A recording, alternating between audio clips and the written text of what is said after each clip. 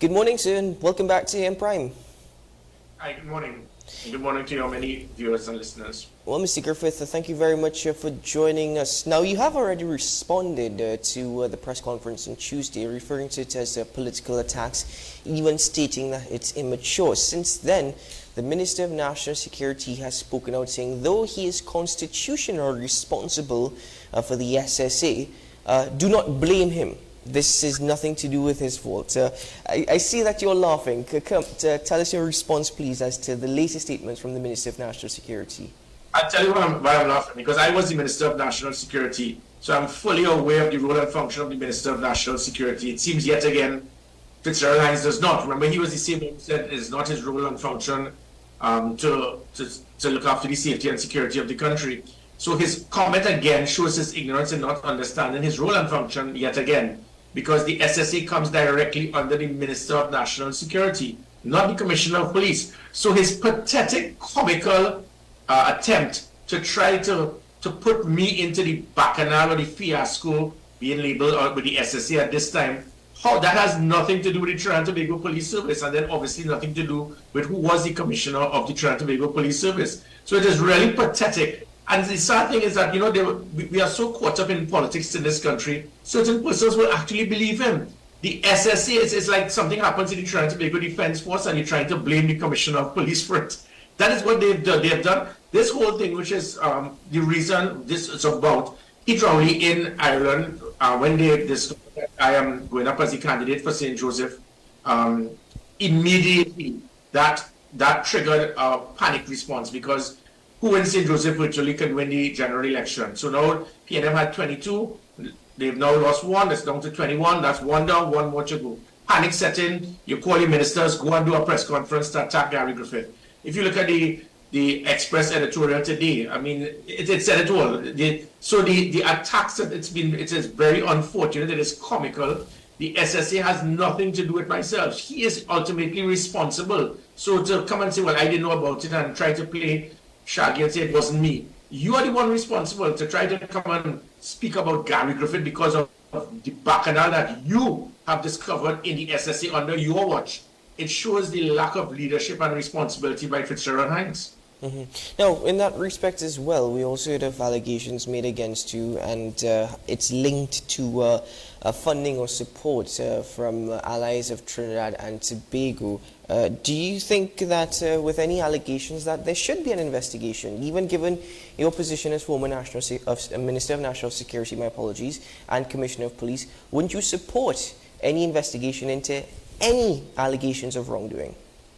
Yeah, well, remember, this is something that happened almost 4 years ago. So obviously the investigation would have taken place and there was nothing. So Amory Brown now has egg on his face, because if you look at the front page of today's Guardian, it has a prisoner who was killed, beaten to a pulp by prison officers. So what is Amory Brown going to say now? What is Hines, what are they going to say now? That they're going to shut down the prison service? That the prison commissioner is to be blamed? That the US is now going to stop funding because of what happened with with that prisoner? Total nonsense. The ignorance of, apart from Amory Brown has now showed how short-sighted he is, apart from him just being short. So he has now sighted it. So it shows his total stupidity and his desperation to get back in the lower house after he was kicked out like a dog by Keith Rowley previously, because he was Manning's boy.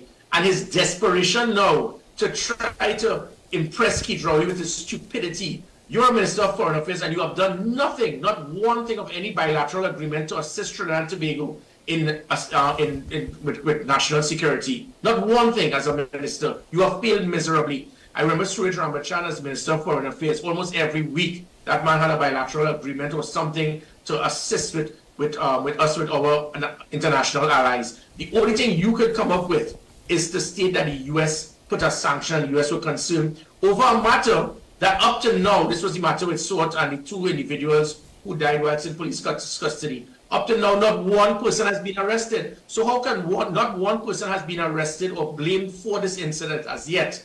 And you are saying that the US is trying to say, well, we are going to shut down all funding because of a situation that we don't know, because there were other police officers and other stations involved whilst these individuals were under police custody. And up to now, you don't even know who was to blame.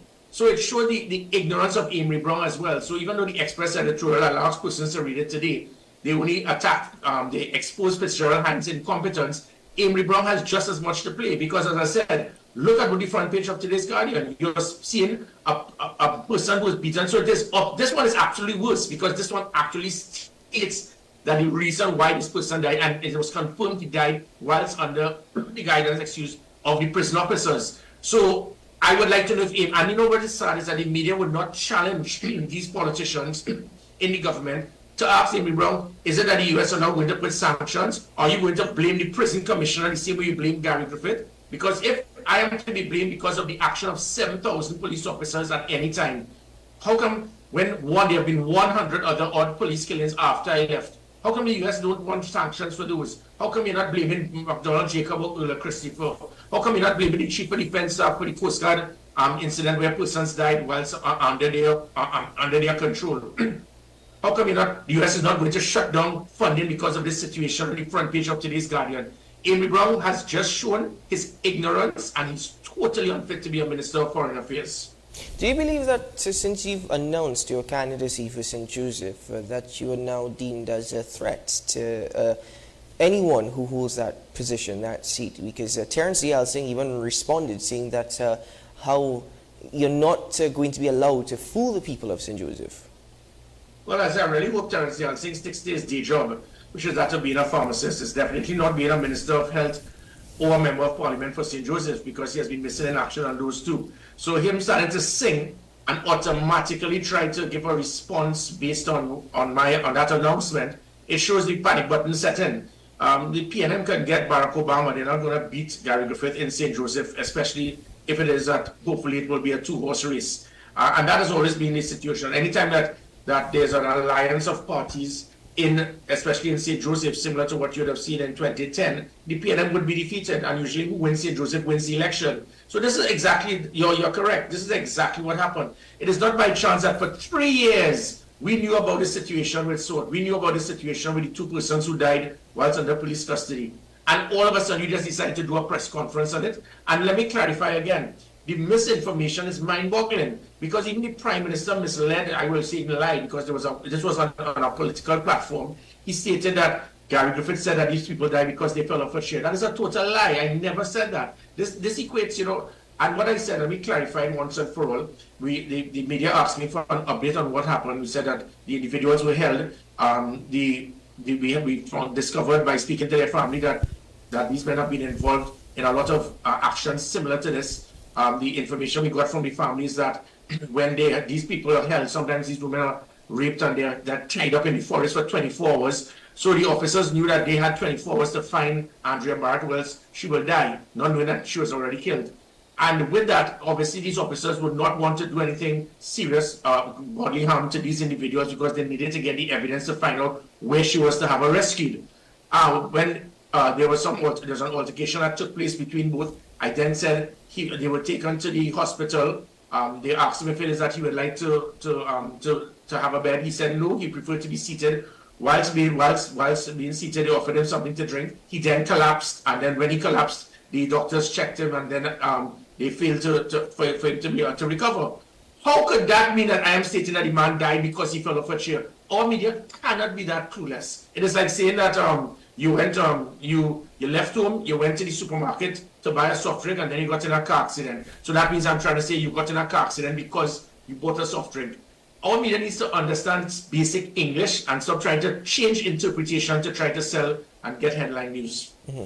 So then, thank you for giving that clarification. So, now the other clarification that is necessary is that the Minister of National Security stated in that press conference, and I'm quoting him directly, as it refers to the Strategic Services Agency, we are now aware that it was he who made those 4 military-type weapons available to the SSA before the 1st of November 2023. End quote. Again, what is the truth or your truth in response to what the minister is stating? It shows the desperation and the total ignorance that the Minister of National Security has as it pertains to the laws. And the Prime Minister, to start with, when the Prime Minister said Cabinet only gave approval for SSA to carry firearms after November. Cabinet could never do that unless it's a communist country. Cabinet could never give authorization for people to carry firearms. But Keith Rowley actually believes he's that type of dictatorial person, because remember, Integrity Commission, the Industrial Court, the Commissioner of Police, the Director of the SSA, anyone who is a threat to him or who does not bow to his actions, he will automatically try to remove. So in this situation, again, the desperation of trying to allude that I gave authorization. I am a commissioner of police. There are 7,000 police officers. So every time a police officer draws a firearm in a Rima station, in a Tobago station, I am responsible. I am the person who gave authorization. Fitzgerald Hines and Keith Rowley, they cannot be that clueless. And then to state that a permission was only given when it is cabinet, as I mentioned at the start, cabinet involve politicians. Politicians cannot give approval for firearms. Who gives approval for firearms? The Constitution, the law under the Firearms Act, or the Commissioner of Police. The Commissioner of Police can give firearm approval for a man who is in charge of a supermarket. The person gets an FUL, and then if the other individuals who work with them are properly trained, they do the proper background check, we do the due diligence, they get something known as an FUEC. The audacity and the stupidity of the PNM to believe that the SSA should not have been using firearms before November last year. Let me explain Trinidad and Tobago. The SSA equates to the CIA. You can think that the CIA up until November last year, these officers can't use firearms. These individuals comprise persons from the Defense Force and the Police Service. So to start with, once you're a member of the Defense Force and the Police Service, you become seconded, for example, into the SSA, which means that you're a police officer even if you're not in the police, in a police station or a department, because you're seconded. It's like saying the 10, 12 officers who guard Stuart Young and his family without any threat. Why are they carrying firearms? Because they're not under the police service? No, they are police officers, so they will carry firearms. So the ignorance of Fitzgerald Hines and desperation. So as I said, the CIA equates to like with the SSA. So if you have SSA and their role and function is to go in vehicles, go in hotspot areas, go into a drug block, go and sit down there where their life could be a threat at any single time. They are supposed to be guarding and patrolling all of the CCTV installations that were being put up in volatile areas, hotspot areas. You're telling me that these persons are supposed to have a pillow or a big stone to protect themselves if they're attacked? I mean, this is mind-boggling that a government could be so clueless to not understand national security. Mm-hmm. Now, if the government and the two ministers during the press conference on Tuesday are spreading misinformation or misleading the public in any way, would you say that it's libelous what they're suggesting about you? Well, yeah, if you look again, I asked the country to look at the front page of today's Guardian, it shows the double standard, hypocrisy, if not incompetence of Amory Brown, because if it is you claim that the US had such a concern about Gary Griffith, and mind you, there's a video that I actually sent showing the US ambassador actually telling Trinidad and Tobago they are very fortunate to have someone as me as a commissioner of police. No one from the US government ever expressed such comments to any other citizen of this country. They're definitely not going to say that about Amory Brown. And again, if that was the case, look at what happened on the front page of today's newspaper. The media should ask Amory Brown, is it that the US are now going to pull funding because of what happened with the prisoner? Because it is no different. So it shows the deceit by these individuals, likewise with Fitzgerald Hines, coming and having the audacity to say that anyone in the SSA should not have a firearm until politicians gave approval.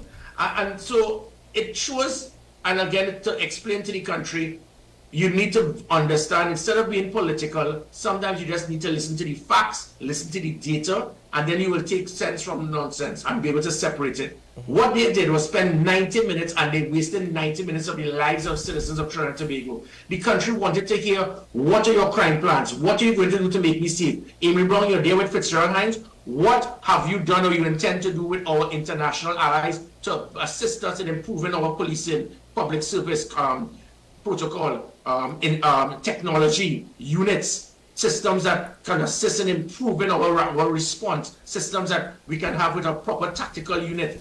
What did you bring? That is what you commit. So after all of these years as a Minister of Foreign Affairs, you do a press conference that is really involving national security, and you have not come up with one thing to be able to show to the country, this is my input and availability to bring things from outside, from our international allies, to make you citizens feel safer. So you have a national security press conference, and you did not come up with one thing to make the country say, look, they are in the right direction. They are coming up with not one policy, not one plan, not one program, nothing. except Bartok Gary Griffith for 90 minutes. I mean, I don't think they do that for the opposition leader. But that is the concern. That third constituency, that bridge constituency, is always the determining factor to decide the results of the general election. And this is all because that announcement of St. Joseph, it has rocked them back and flattened them. Do you plan on taking any action against these two ministers for the comments they made about you in public? No. Fitzgerald Hines is already in court with me on about 3 other matters, where it is he lied to the country and said that I approved to bring in weapons, that component parts that can change a semi-automatic into an automatic. That is against the law. That is a criminal offense. So he will be going on a witness stand and explain to the court, show us when that happened, because if I did that, I should be arrested. If anyone took that and changed their weapon into an automatic, they also should be arrested. So anytime Fitzgerald Hines and Keith Rowley also, he's been in court with me for 2 or 3 other matters. So they will be in court. But in this situation, all they did was to misinform the public. And I really hope the media will now ask Amy Brown. So it is not that they did anything defamatory. What they did was just basically mislead the country and lie. So when Amy Brown spoke about SOT, what the country, the media should ask, but we had over 100 police killings in the last 3 years. How come the US never had a concern about this? How come they didn't want to pull funding? Why just on SOT? Because we remember the Mova shooting, we remember all the others. How come you're not blaming McDonald Jacob and Earl Christopher? What about the Coast Guard situation where persons were under the custody of Coast Guard and they were killed? Is it we're going to shut down Coast Guard? Is it you're blaming the Chief of Defense Staff? What about the situation right now with the prison commissioner? Are we going to shut down the prisons? Is the US Embassy now going to shut down all fundings because of what we have on the front page of The Guardian? That is what the media should show to Amy Brown, to show his incompetence and his failure as a Minister of Foreign Affairs. As it pertains to Fitzgerald Hines, the media should say, are you trying to say that the SSA, that's the front line that is supposed to be going out in volatile areas all hours in the night to get intelligence in hotspot areas and working being alongside criminal elements, they are not supposed to have a firearm? Are you trying to say that police officers and soldiers who are assigned to the SSA, they are not supposed to be carrying firearms? Are you trying to say you as a civilian can state that cabinet can give approval for people to carry firearms? Those are the questions that should be asked to these two individuals, and it would expose their failure, and that is why their ministries have failed. Now, with the time that we have left, Mr. Griffith, I just want to transition to your candidacy for St. Joseph. Like I mentioned, reports in 2 daily newspapers suggest that, mind you, this is an informal approach, but in their polls, you have had favorable responses thus far. The question is, though, what are your plans for St. Joseph? What do you want to see happening for St. Joseph? What do you plan to do should you actually be successful in your campaign? Well, it's not should, it's when. But I think it's really making sure that I will do what it is that other members of parliament, or many, they do not do. That's accessibility. And the reason I have proved that, that's a track record. I have been the most accessible person in public life, just about. And this is not a blowing trumpet, it's a fact. You know that. How many people in public life give their private number to say, look, you have a concern, any problem you have, call me directly. And remember, that was the number we had. And the reason I did that is because at that time there was lack of trust and confidence in the police service. It was 8%, and it moved to 59% when I left. And the reason I'm stating that is that if it is that through my leadership, working with other people, we could have transformed the police service that was seen as the least trusted. I intend to do the same thing in every single arm in the public service to provide what St. Joseph needs and they were never able to get. So that concept of accessibility and actually being there to serve the citizens of St. Joseph, that is what I intend to do. I intend to make St. Joseph safe again. I intend to make myself, as I said, very accessible, hearing their needs and concerns. And as I said, the same way I operated as a Minister of National Security, as a Commissioner of Police, they are going to be able to see me. I mean, you even saw it in local government election. When I actually walked the ground, no politician would have ever done that. I mean, I worked for about 8 hours every day for that 2 months. I worked in areas, in PNM hotspot areas. We're speaking about all through the hills in Laventille, Sealots, Beetham, Tunapuna, St. Joseph, the hills in Arima, San Fernando, Sangre Grande, Cameron Road, Paramin, Simeon Road, Scorpion, and Carnage. And in places, and these were PNM hotspot areas, and they said they've never seen the Prime Minister or even their Minister, their Member of Parliament. I intend to do the same for St. Joseph. So even though I will be in government and most probably may be a minister, that I think has always been the problem, where members of Parliament, they become ministers and they forget their constituency. That is what poor Terence has done. Terence is a good lad, I like him, but he's one of those who you have forgotten who put you there, because you spend most of your time in your ministry because you love the SUV, you love the door being open for you, you love the soldiers and police saluting you, you love the massive staff, because you don't like that little old member of parliament office because you don't have the perks. I'm going to do just the opposite. I'll be spending my time there in my office and dealing with serving the constituents of St. Joseph. And because of that, as I said, that seat is almost 50-50. And then when you come now with those type of voters who would have been ONR, NAR, COP, NTA, that rich constituency voters join in with another party, it speaks utter defeat for the PNM. And that is why all of this stupidity by Hines and Amy Brown has come about, because they've now lost one, and it's just one left for them to be out of government. Mr. Griffith, unfortunately we are out of time, but thank you very much for joining us on the program this morning and for sharing your clarification on certain investigations and issues. And at this point, we await to see any response on the part, or any further responses on the part of either Minister Emery Brown or Fitzgerald Hines. But thank you very much for your time this morning. My pleasure.